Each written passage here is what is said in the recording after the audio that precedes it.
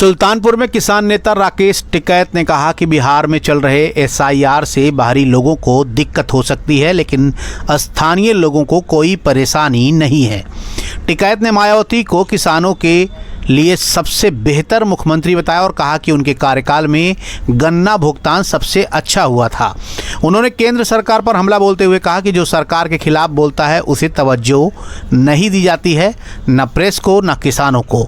ओवैसी पर निशाना साधते हुए टिकैत बोले कि ये उन्हीं का आदमी है, ऐसे बयान सिर्फ दिखावे के लिए होते हैं, सरकार को फ़ायदा पहुंचाने के लिए। ऑपरेशन सिंदूर पर प्रियंका गांधी के सवाल को लेकर उन्होंने कहा कि जवाब सरकार को देना है, बहस संसद में चल रही है। धनखड़ के इस्तीफे पर भी उन्होंने आशंका जताई। उन्होंने कहा कि ना बीमारी, ना अस्पताल, ना विदाई, लगता है उनका जबरन इस्तीफा ले लिया गया। अंत में उन्होंने किसानों की मांग दोहराई, एमएसपी गारंटी कानून, बिजली का निजीकरण रोका जाए और फसलों के दाम मिले। बिचौलवा बिल्कुल फायदा उठावे। सरकार की पॉलिसी है कि एमएसपी गारंटी कानून ना दिया जाए तो जिससे सस्ते में व्यापारी अनाज खरीदे। हम बार बार यही तो डिमांड हमारी है। जब एमएसपी गारंटी कानून देश में लागू हो जाएगा, जो एमएसपी है उसके कम पर खरीद नहीं होगी, ये हमारी बड़ी डिमांड है। और अकेले बिहार में हम बात करें, डाटा भी बिहार का आया, 1,10,000 करोड़ के लगभग एक साल में वहां का किसान एमएसपी से नीचे पर अपनी फसलें बेचता है।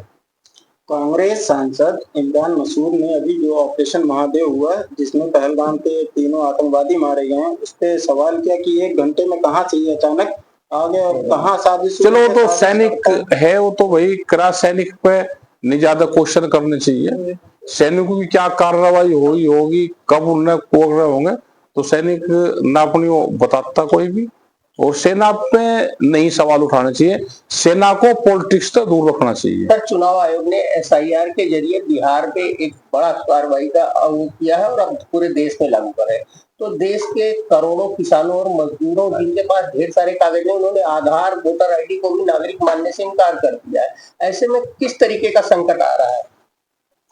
देखो, जो भाई बाहर का होगा संकट होगा उस पर, और जो पीढ़ी दर पीढ़ी यहाँ का है उस पर कोई संकट नहीं है। वो तो पता होगा, अगर पड़ोसी, इसका बाबा भी यही रहता था और इसका पड़बाबा भी यही रहता था, और कागज है नहीं गांव में, वो तो बहुत तो कागज नहीं। निर्वाचन आयोग ने अपने वोटर आईडी को और आधार कार्ड दोनों को नागरिकता प्रमाण पत्र मानने से इनकार कर दिया है। ऐसे में एक संकट की स्थिति है। कोई संकट की स्थिति नहीं। अगर ये है कि भाई यहाँ के देश के नागरिक नहीं है, उनके बाबा पड़दादा तो होंगे ही, इसका सर्वे होने दो। और जो यहाँ के नहीं होंगे वे अपना बाहर चले जाएंगे। योगी आदित्यनाथ 8 साल पूरा कर लिया। हाँ, कर लिया। और इसकी खुशियां भी कहीं ना कहीं मनाया कि देश में सब पहले मुख्यमंत्री हैं जिन्होंने इतने ज्यादा समय तक कार्यकाल किया है अपना पूरा। क्या कहेंगे उस पर? और ठीक है, पहले तो बढ़ नहीं चाह, महात्मा गांधी महाराजों की सरकार है तो नंबर 1 पर तो योगी जी आवेंगे, लेकिन ये फसलों में भी नंबर 1 आ जा। अभी मायावती है नंबर 1 में फसलों में, ये नंबर 1 पर आ जा। वही गन्ने का भुगतान ठीक करवा दे, हमारे फसलों के दाम ठीक करवा दे, तो ये भी नंबर 1 पर आ जा। तो ठीक है, नंबर 1 पाए तो कोई ना कोई तो नंबर 1 पावेगा ही। आप कहते हैं सरकार जो है ये किसान हितैषी नहीं है, बाढ़ और आपदा से ग्रस्त जो भी किसान थे, उनके खाते में सीधे जो है उत्तर प्रदेश सरकार पैसा भेज रही है। तो कहाँ भेजा? एक आधा का नाम बताओ किसके भेजा? आज ही जो है 96 करोड़ रुपए का जो है सरकार सीधे किसानों को। नुकसान कितने का हो गया? नुकसान का रकम बता दो। 96 करोड़ रुपया। उत्तर प्रदेश कितना बड़ा है? अकेले में बिहार का आंकड़ा दिया, यहाँ का तो कई लाख का है। अगर एक किसान ने 40 क्विंटल गेहूं पैदा करा, धान पैदा करा, और उसका 1,000 रुपये कम पे बिका 600 रुपये पे, तो एक ही किसान को 20-30 हजार रुपये का नुकसान है। नुकसान की भरपाई हो, हर खेत को इकाई मानना जाए, उसका जितना नुकसान हो उसकी भरपाई सरकार करे। चाहे हमारा पशु हो, हमारा खेत हो, हमारा खलियान हो, मंडी में कितना नुकसान होता है, तो इन सब चीज की अगर नुकसान होता है तो उसकी भरपाई सरकार करे। तो आप लोग सरकार से इस मुद्दे पे बात? बहुत मुद्दे हैं भाई। सरकार से हमने कहा कि एमएसपी गारंटी कानून लगा दो पहले, और जो नुकसान किसान का ये धनखड़ जी ने इस्तीफा दिया है, आपने कहा कि उनसे इस्तीफा दिया नहीं गया, उन्होंने दिया नहीं, उनसे लिवाया गया है, आपको कैसे लगता है? भाई क्यों ऐसा? ऐसे ही लग रहा है कि जो बहाना लेके कहा गया है कि बीमार है, उनकी कोई बीमारी की हिस्ट्री नहीं है, कोई भी हॉस्पिटल में नहीं है, कोई उनको देखने नहीं गया, कोई उनका विदाई समारोह नहीं हुआ। तो ये लगता है कि ऑपरेशन जो करा उनके साथ में वो है कि इस्तीफा दिया नहीं, इस्तीफा लिया। जैसे छुट्टी नहीं लेते, कोई हॉस्पिटल में नौकरी कर रहा कहीं या कहीं भी नौकरी कर रहा, कोई पुलिस में है, उसमें हमने भी पुलिस में नौकरी करी, तो सब झूठी चिट्ठी लिख कर रहे कि मेरी माँ बीमार है, मेरा पिताजी बीमार है, मेरा बाबा मर गया, बाबा को कहीं कहीं पर मारे थे और कह छुट्टी दे दो। तो ऐसे इन्होंने कहा मैं बीमार है और इस्तीफा दे दिया।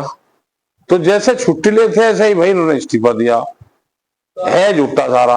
आप क्या मानते हैं कि पेरोल पार्टी होना चाहिए इनके लिए, करना चाहिए ऐसा? नहीं, क्यों नहीं करना चाहिए? अगर किसी का रिटायरमेंट होता है, एक कोई भी रिटायरमेंट छोटा बड़ा भी हो, तो उसकी भी पार्टी होती है, वो अपना विदाई भाषण देता है, मैं जा रहा, कर्मचारी ने उसने सदन ने हमारा ठीक व्यवहार रहा और आगे जो भी बनेगा उसका भी ठीक रहे। तो ऐसा गुप्त हो गया कि प्रेस के सामने भी नहीं है। किसान बिल तो अब ठंडे बस्ते में चला गया है, हाँ, आपकी ठंडे किसानों के लिए क्या मांग है? ये तो हो रहा है, हो रहा बिना ठंडे बस्ते में जाने के बाद भी सरकार काम पूरा कर रही।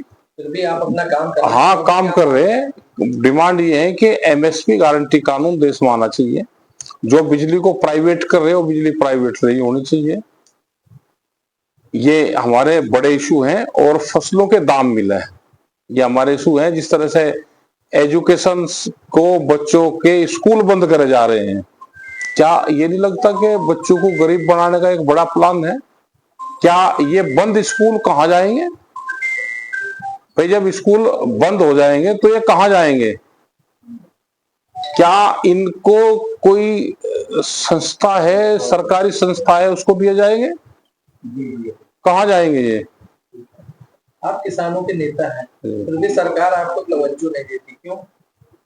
और जो इनके सरकार के खिलाफ बोल लगा उसे तवज्जो कहाँ देगी कोई? भाई इनसे क्वेश्चन करेगा कोई, आपको दे रही है तवज्जो? किसी प्रेस को तवज्जो दे रही हो? पिछले 7-8 साल में जब से प्रधानमंत्री ये बने, कई साल हो गए, तो भारत इनको हो गए 2 टर्म से ज्यादा, क्या कभी को प्रेस कॉन्फ्रेंस करी? क्या देश में प्रेस को और इसको कोई तवज्जो है? तो ऐसे ही किसान को है। हमने कहा कि गांव का हल, किसान का जो हल है, खेती करता है, वो ईमानदार है, वो बेईमान नहीं। लेकिन दिल्ली की कलम बेईमान है, वह बेईमान नहीं कर रही किसान के साथ उनको। असदुद्दीन ओवैसी ने अभी जो है सत्र में एक बयान दिया है कि सरकार को कटघरे में खड़ा करते हुए कहा गया है कि जब पाकिस्तान का ट्रेड और पानी सब बंद है, तो फिर इंडिया पाकिस्तान का मैच क्यों? क्या पहलगाम में जो पीड़ित है परिवार है, अरे वो भी उन्हीं का ही आदमी। वो बयान देते रहे इस तरह के लोग, तो ये बयान भी देंगे दिखाने के लिए, लेकिन है उन्हीं का ही आदमी। जिससे ये बयान ये देगा कि जिससे फायदा सरकार को हो। आप जितने भी बयान उठा कर देख लो, जहां से चुनाव नहीं लड़ना वहां से जाकर चुनाव लड़ जा, सरकार के खिलाफ और हिंदुओं के खिलाफ भड़का दें, तो वे सारे इकट्ठे हो जा, ये अपना हार हो जा। तो ये भी नहीं गई आदमी है सब। बहुत आदमी ये है कि उन पर विश्वास नहीं करना चाहिए। प्रियंका गांधी ने अभी सत्र में बयान दिया है कि ऑपरेशन सिंदूर जिस समय पहलगाम में आतंकी हमला हो रहा था, उस दौरान 1 घंटे तक वहां सिक्योरिटी का कोई अफसर नहीं था या सरकार वहां फेल्योर थी। वो जवाब तो सरकार देगी उनका वहीं, क्योंकि ऑपरेशन सिंदूर की बहस हाउस में चल रही है, तो सरकार को उसका जवाब देना पड़ेगा कि थे क्यों नहीं थे, और इतनी बड़ी घटना हुई तो सरकार ने उसके बाद में क्या करा, जवाब सरकार दे। अच्छा, आपका आंदोलन हुआ, उस पे हर बार आप आंदोलन करते हैं और बार बार बिना मांग पूरी हुई आंदोलन क्यों बंद कर देते हैं? हाँ, बिल्कुल ठीक बात है। कितने दिन चला आंदोलन? 13 महीने। यहाँ नेता या कोई भी आदमी मीटिंग करता है, वो कहें घंटे चले 3 घंटे, एक रात आंदोलन करके और दूसरे दिन मीटिंग करवाओ आप किसी की भी 2 दिन तक भी, वो तो 13 महीने चला। तो क्या वहीं बैठे जो सरकार 13 महीने से नहीं मानेगी, उस पर क्या लगाओ आपके, वो उसके बाद वो मान जाएगी। कानून वापसी नहीं तो घर वापसी नहीं, ये नारा था। सरकार ने वे 3 काले कानून वापसी लिए, और तो बहुत इशू है। सुल्तानपुर से Now 44 के लिए सरफराज अहमद की रिपोर्ट। सुल्तानपुर और अमेठी की सबसे पहले और सबसे तेज खबरें देखने के लिए सब्सक्राइब करें Now 44 न्यूज चैनल।